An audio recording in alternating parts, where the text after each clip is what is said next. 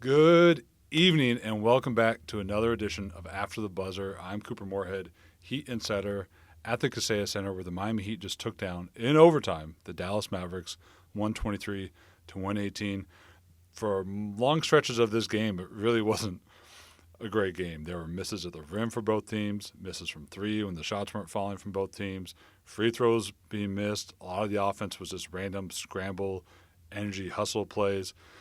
Really was a far cry from the beautiful game. It wasn't a whole lot to look at, but that's the NBA. Sometimes games really aren't that entertaining for decent stretches, and then at the end, hey, here comes the drama, and the drama came tonight. There were haymakers from both sides making big runs, big shots, dramatic final plays that we'll talk about tonight. But before we get to the main topics, I just want to note, every year it's really fun to watch Luka Doncic try and counter an Eric Spoelstra defense. That's one of the most interesting chess games in the league. Luka's out tonight. Dallas has been playing well without him and play well tonight without him. But one thing of interest is that Spo really made some good moves before that final play. He made some good moves toggling from his man-to-man and his zone back and forth. In man-to-man, Miami gave up 1.08 in half-court man-to-man. But when Kyrie Irving hit the bench, and all of a sudden Dallas was without some primary playmakers, Irving on the bench, Luka's not in the game, Spo immediately went to zone, and he can be ruthless with that sometimes. He sees a unit without a lot of playmaking, he goes straight to zone, and Dallas scored 0.75 points per possession against zone tonight in 28 possessions, so quite a bit. Again, 1.08 allowed in half-court man-to-man, 0.75 allowed in half-court zone defense. So Spo toggling man-to-man to zone back and forth, that played a huge part in this game being as close as it was later on. So what we're going to talk about tonight. First, a quick word about Alec Burks, who had a great game. After that, we'll talk about the play of the game, Spo's set that led to Jimmy Butler's dunk that forced overtime. And lastly, we'll talk about Jimmy and the unique relationship that he has with the Dallas defense, and maybe how that defense was a little bit different tonight in a surprising way. Okay, first, let's talk about Alec Burks. We won't talk too much about him just because Burks is a man of few words, and it feels inappropriate to wax too poetically about him, but he was pretty awesome tonight. He hit 5 shots, 4 threes. Every time the Heat would collapse the paint, the Heat were collapsing the paint constantly tonight. They were beating their man, drawing that late help, bringing the weak side defender over, and Burks was just in the corner every time, and he hit those shots. He had a couple big ones in the fourth. He hit a big turnaround jumper in overtime. He was just a weak side, release valve, and man, Burks has always been a lights-out shooter. When you give him those shots, he's going to make them. And the Heat were able to practice some of those weak side kickouts. All of a sudden, there's a second Heat player waiting there to pin in Burks' man, so Burks just gets a wide-open corner three, and that's going to be money more often than not. There was even a funny one towards the end of the fourth quarter where Jimmy was the guy kicking out to Alec in the strong side corner, and then Jimmy still found a way to seal Burks' man after making the pass, and Burks got a free, corner three, and he hit that, and he was pretty great tonight. He had 15 points on 9 shots, 4 threes, and that overtime score. He's a consummate professional. There's only so many things you can say about Alec. He's been in the league for a long time, played for a lot of different teams, because teams value his skill set, and because he just, from what I've seen, he's a pro. He's a pro. He comes in, he works hard, doesn't say a whole lot, doesn't create any trouble, no drama, just does what he does. His skill set translates year to year. Every team values shooting. He hasn't even been in the regular rotation this year, but he's been ready to play when he's been called upon, and that, what more can you ask from a vet like that? Those are incredibly valuable players for a coach to be able to rely on any night that they're called upon. So that's Alec Burks. Now, Spo's final play. The Heat were down 2 with about 5 seconds to go tonight. They were also down 2 with about 10 seconds ago, a couple weeks ago in Minnesota. Both times, those are situations where most teams tend to lose. If you do win probability, it's going to be lower in those situations. But both times, the Heat get a wide-open layup and a wide-open dunk. Earlier for Nikola Jovic, tonight for Jimmy Butler. A lot of it, most of it, is because of how Spo sets the pieces on the game board. He does a great job of utilizing the entire floor. He doesn't confine everybody just into their own half court. He spread out his pieces, gets them in the back court, at mid court, use the entire pitch, so to speak. And what happened in Minnesota, similar alignment to tonight, not the exact same play, but the same concept. In Minnesota, Terry Rozier kind of loops around, sets a back screen. Nikola Jovic springs free for that layup when the defenders don't communicate the switch at the point of contact. Now keep that in mind for a second, the point of contact. Tonight, similar concept, spread out. This time there's no looping around back screen. Burks kind of cuts through the middle of the action. But then there's Kevin Love waiting at the lower end of the set to set that back screen for Jimmy Butler as Jimmy cuts. But remember, when we were in Minnesota, the defenders didn't switch that point of contact.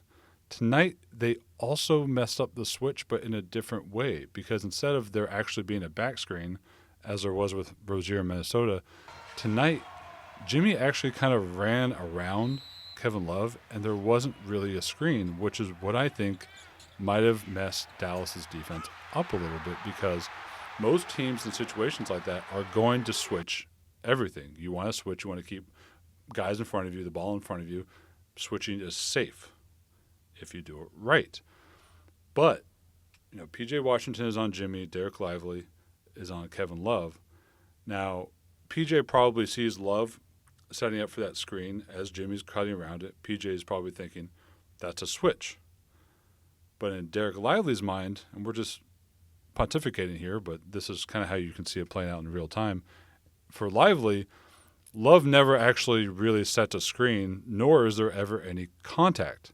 So if you're switching on contact, Lively correctly probably saw it and says, there's no contact, so we don't switch. And that's where you get that moment of hesitation, right as Jimmy is right in between. He's kind of sandwiched in between Lively and Washington. And then neither of them decide to stay with Jimmy.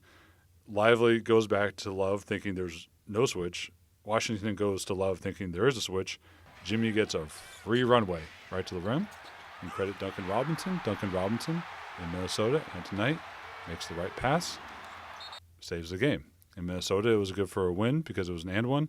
Jimmy drew some contact tonight, wasn't called. Go to overtime. They pretty much, they didn't dominate in overtime, but they won convincingly. So, hey, that's Spo. Credit all the players. Everybody's running and executing it right. But these concepts, these big open space concepts from Spo, have saved the Heat 2 wins this season. So remember those. When we get a little later in the year and we're looking at the standings, remember there's a couple wins there that just come from good after timeout calls. And tonight, actually, but before we go into the next thing, tonight was really interesting because Dallas actually switched correctly the first time the Heat ran that play. But then when the Heat inbounded, Dallas decided to use their foul to give to take a couple seconds off the clock. But in doing so, instead of that play ending up with Duncan Robinson catching the ball at like 35 feet, Miami gets to take another timeout after the foul. Spo gets to move a couple pieces around, same concept, but moves a couple pieces. And all of a sudden, Dallas doesn't defend it correctly the second time because Miami had another opportunity, and we know what happened. Last thing is just about Jimmy. In the past, Jimmy has had a unique relationship with Dallas because Dallas has almost always given him extra defensive attention. They've sent hard doubles, soft doubles. They've showed early help. They've flooded the lane. They've strong-sided. Some of these things mean the same thing. I'm just using different terminology. But basically, they've always showed early help, if not sent early help outright to Jimmy to get the ball out of his hands and make the Heat work the ball to the weak side, make other players make plays. How did that play out in the past? Well, last year Jimmy had a game where he took 8 shots, scoring 12. He had a game where he took 12 shots, scoring 14. 2 years ago, he had a game where he took 7 shots, scoring 12. He did 2 years ago score 35 points on 16 shots against Dallas, but in that game, he shot 10 of 12 on mid-range jumpers with only 1 attempt at the rim. So even the game where he went off, it was all jumpers. Dallas's help in the other games kind of closing off the lane and making Jimmy give up the ball. Tonight, Jimmy was 9 of 12 at the rim. 9 of 12 at the rim. that's not generally what Dallas's defense wants to allow. That's not the scheme you expect. You come into these games expecting doubles, and then the ball gets out of Jimmy's hands. He makes the right play because that's what he does, and then Miami's offense plays from there. So I'm not sure what happened tonight with Dallas. At first, I was wondering I wasn't seeing the doubles come early. Is Jason Kidd just saving them for later in the game? And then they never came, and it became clear that Dallas was just running slightly different, concepts with their defense. And Jimmy seemed to really appreciate it. This is what Jimmy had to say when I asked him after the game about whether Dallas defended him differently. We're pretty used to seeing Dallas send doubles your way, to seeing them flood the lane, to really trying to get the ball out of your hands. It seemed like things were different tonight. Was there a lot more space for you to operate and go to work? A ton of it, which is good. Makes my job a lot easier. Guys are looking for me. I'm also looking for my guys for open shots. I like that freedom to be able to create, make some shots, and definitely get my guys involved. So, and you'll see in some of these examples that we're showing of Jimmy's scores, especially at the rim, there may be a guy, Derek Lively or Daniel Gafford, kind of floating, towing the lane, getting his seconds in and then cleansing themselves of that second so they can get back in the lane. But there's no early help. There's no guy waiting behind the post-up on the block. There's no doubles coming. There's not even a soft double coming. There's not really much help coming at all. And Jimmy was able to go to work because that's what Jimmy does. You give him space, he's going to go to work. 33 points on 17 shots. Against any other team, that seemed like a great Jimmy night, but a standard Jimmy night. And again, 11 of 16 from the free throw line. Left a couple points on the board there. But against Dallas, it's just very unusual. We don't see this often. They usually want to get the ball out of Jimmy Butler's hands. Tonight, that wasn't the case. And look, Miami benefited from it. Jimmy benefited from it. Everybody, the offense wasn't smooth and beautiful and in rhythm all night, but Jimmy was in a rhythm all night because he had the space to work. Now, why do I bring this up now? Why is this important from down the road? Well, typically when Dallas has doubled Jimmy, then other teams playing the Heat the next couple weeks after that game, they'll see that tape and they'll think, well, let's try that too. And then you see other teams start to double, as well. It doesn't always work because if you don't drill those concepts constantly, it's not always going to, come second nature. You might miscommunicate on some of those things. But it all stems from those Dallas games. And tonight, again, things were different. And it worked out for Jimmy. It worked out for the Heat.